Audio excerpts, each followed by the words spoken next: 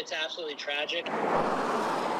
As an ambulance was driving on I-10 eastbound Sunday morning, troopers say they believe the driver possibly fell asleep, leading to it rolling over. Two Good Samaritans who just happened to be driving in completely separate cars, not related to one another, but stopped once they saw the collision. As that man and woman were trying to help the ambulance workers, this car crashed into them. It was a red sedan actually collided with both the Good Samaritans that had stopped with the ambulance as well as the ambulance. One of the Good Samaritans died on scene, the other taken to the hospital with unknown injuries. Troopers say they are looking into whether the driver of the red car was impaired.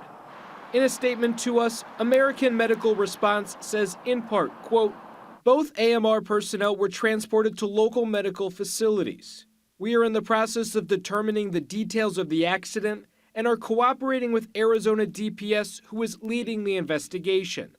Our thoughts are with all impacted in this accident. The drivers of the ambulance and car suffered minor injuries, while the other ambulance worker was taken to the hospital in critical condition.